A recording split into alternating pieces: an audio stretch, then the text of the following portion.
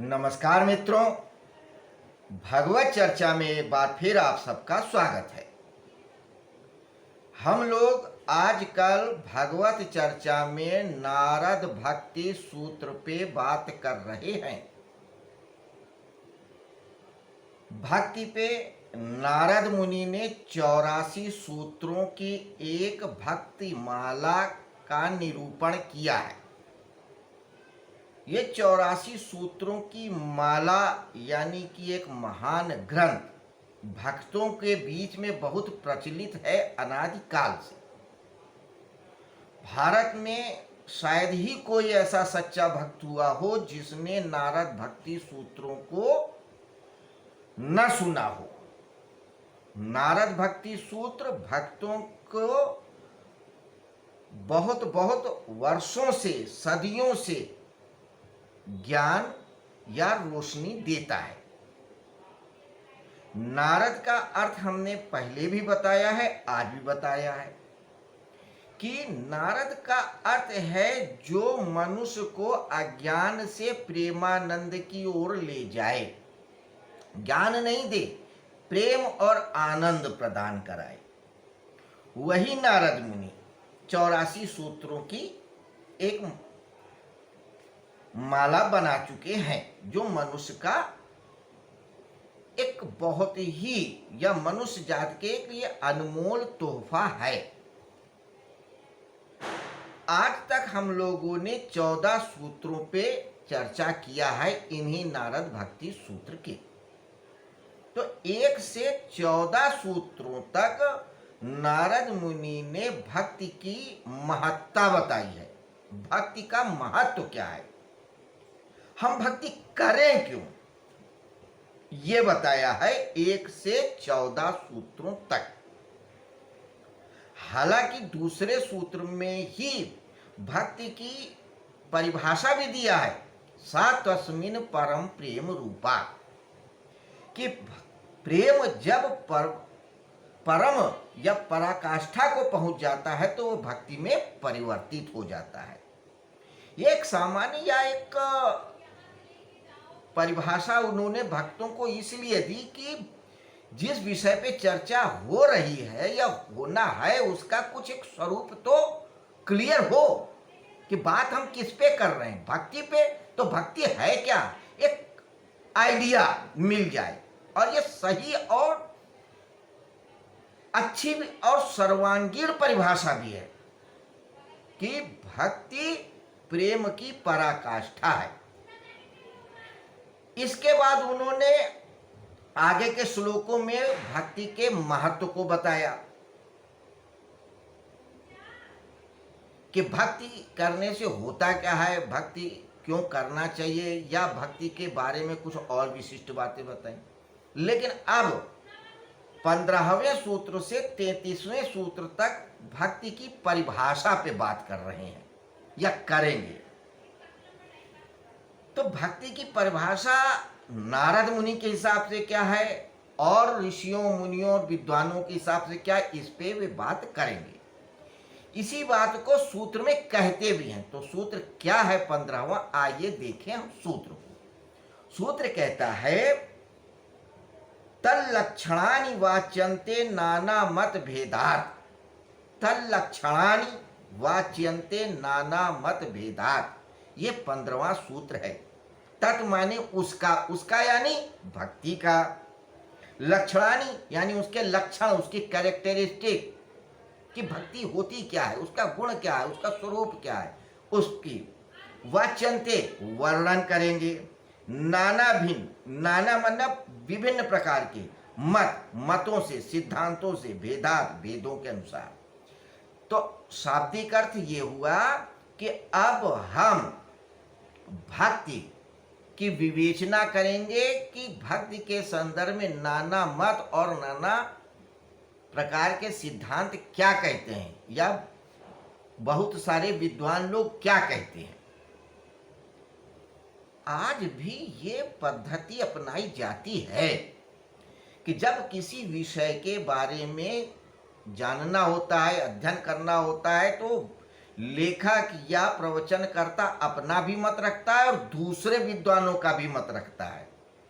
सिर्फ अपना मत नहीं रखता, दूसरे विद्वानों का मत इसलिए भी रखता है कि अगर दूसरे मत वाले कोई बात नहीं समझ पा रहे हैं या छूट रही है, या वक्ता या लेखक के द्वारा कोई बात छूट रही, तो वो ना छूटने पाए। और जो दूसरे मत और सिद्धांतों पे लोग विश्वास करते हैं उनको भी क्लियर हो जाए कि देखो उन्होंने ये कहा था, मेरा मत ये है, यहाँ पे ऐसा होना चाहिए। तो एक तरीका है दूसरे मत और सिद्धांतों पे भी चर्चा करने का। तो नारद मुनि भी वही कर रहे हैं, कहते हैं कि अब हम विभिन्न मत या सिद्धांतों में भक्ति के संदर्भ में क्या कहा गया है और क्या परिभाषा है, उस पे हम चर्चा करेंगे। तो 15वां सूत्र क्या है कि तल्लक्षणानि वाच्यन्ते नाना मत भेदात्। वैसे भक्ति के संदर्भ में श्रीमद् भागवतम में प्रहलाद ने कहा है, श्रवणम कीर्तनम विष्णु स्मरणम पाद सेवनम अर्चनम वंदनम दास्यम साख्यम आत्मनिवेदनम, कि भक्ति के 9 भेद हैं या 9 प्रकार की भक्ति होती, जिसे नवता भक्ति भी जानते हैं। क्या? श्रवणम, ईश्वर के या अपने आराध्य के बारे में सुनना, उनकी लीलाओं का श्रवण करना। आज भी भक्त लोग कथा सुनते हैं, राम की कथा सुनते हैं, कृष्ण की कथा सुनते हैं, भागवत सुनते हैं, सत्यनारायण की कथा सुनते, सुनना। तो भक्ति का एक प्रथम लक्षण है सुनना।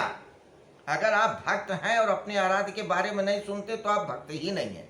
तो पहली जो विशिष्टता है वो यही कि भक्त को सुनना चाहिए अपने आराध्य के गुणों को और उनकी लीलाओं के बारे में।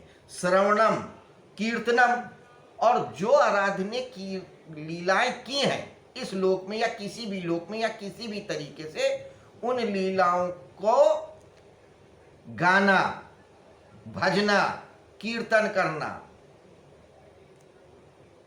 ये भी भक्ति है। तो सुनना भी और भजन भी करना। तो लोग इसीलिए देखे भक्त भजन करते रहते हैं। कोई हरे रामा करता है, कोई हरे कृष्णा करता है, कोई कुछ कोई कुछ। तो जिसका जो आराध्य होता है उसका वो कीर्तन करता रहता है और उसके बारे में सुनता भी है। विष्णु स्मरण पाद सेवनम, और स्मरण भी करता है। तो भक्ति का ये अर्थ नहीं कि जितनी देर हम सुन रहे हैं लीला की उतनी देर ही कर रहे हैं, सुने भी, कीर्तन भी करें और स्मरण भी कर रहे हैं। अगर हम कीर्तन नहीं कर रहे हैं और सुन नहीं रहे तो स्मरण कर रहे हैं, हमारा स्मरण चल रहा है, नहा रहे हैं, धो रहे हैं, आ रहे हैं, जा रहे हैं, सो रहे हैं, कुछ भी कर रहे हैं, लेकिन स्मरण बराबर चल रहा है। तो सुनना, कीर्तन करना और स्मरण करना। फिर पाद सेवनम, यानी उनकी सेवा करना, चाहे उनकी मूर्ति बना के पूजा करना, साक्षात हैं तो साक्षात सेवा करना। तो गुरु भी हो सकता है, इष्ट भी हो सकता है, आदर्श भी हो सकता है। तो जिसको आपने अपना आदर्श या आराध्य माना उसकी सेवा करना, पाद सेवनम। अगर मूर्ति पूजा नहीं करते हैं तो मन से पूजा करें, कैसे भी करें, लेकिन उनकी सेवा करें, या उन्होंने जो कहा है उन बातों का पालन करना भी उनकी सेवा है। अगर आप निर्गुण ब्रह्म को मानते हैं लेकिन गुरु को मानते हैं तो गुरु ने जो कहा है उसको करना भी उस गुरु की ही सेवा है। तो श्रवणम कीर्तनम विष्णु स्मरणम पाद सेवनम अर्चनम वंदनम दास्यम साख्यम आत्मनिवेदनम, उनके अर्चन करना, उनके आगे हाथ जोड़ना, उनसे कहना कि आप ही सब कुछ हो, त्वमेव माता च पिता त्वमेव, या वासुदेवा सर्वम, हे वासुदेव आप ही सब कुछ हो, ऐसा कहना। उनकी आरती करना, धूप दीप अगरबत्ती दिलाना अर्चना है। वंदन करना, उनकी आरती गाना, उनकी लीलाओं का व्याख्यान करना। दास्यम साख्यम आत्मनिवेदनम, और अपने उस आराध्य के प्रति दास्य भाव रखे कि मैं अब आपका गुलाम हूँ, आप ही मेरे मालिक हो, आप जैसा कहोगे मैं वैसा ही करूँगा, आपकी मर्जी के खिलाफ कुछ नहीं करूँगा, ऐसा भाव रखे। या सखा का भाव रखे कि आप मेरे मित्र हो। तो जैसे तुलसीदास हैं, वो दास भाव की सेवा करते हैं या भक्ति करते हैं। कुछ लोग मित्र भाव की भक्ति रखते हैं, सखा भाव की, जैसे अर्जुन है, वो सखा भाव की भक्ति करते हैं। तो दास भाव से सेवा करो, पूजन करो, या भक्ति भाव से करो या सखा भाव से करो। तो वंदनम दास्यम साख्यम आत्मनिवेदनम, और अपनी बात उनके सामने कहना कि आप ही मेरे सब कुछ हो, आप ही मेरा कल्याण कर सकते हो, ऐसा भाव रखना। तो ये 9 लक्षण भक्ति के बताए हैं गए हैं या भक्त के बताए गए हैं। ये प्रहलाद मुनि ने श्रीमद् भागवतम में बताया है। अब इन 9 लक्षणों से युक्त भक्ति की क्या परिभाषाएं हैं, विभिन्न विद्वानों ने क्या क्या कहा है, उस पे चर्चा हम आगे करेंगे नारद भक्ति सूत्रों के आधार पे। तो अब हम कल 16वें सूत्र पे चर्चा करेंगे कि किस विद्वान ने या किस मुनि ने, किस ऋषि ने क्या कहा है, उनकी क्या परिभाषा भक्ति के संदर्भ में। तो आज हमारी चर्चा यहीं पे समाप्त होती है। कल फिर मिलेंगे इसी समय, इसी जगह, इसी वक्त, नारद भक्ति सूत्र के 16वें सूत्र पे चर्चा करने के लिए। तब तक के लिए नमस्कार, शुभ रात्रि।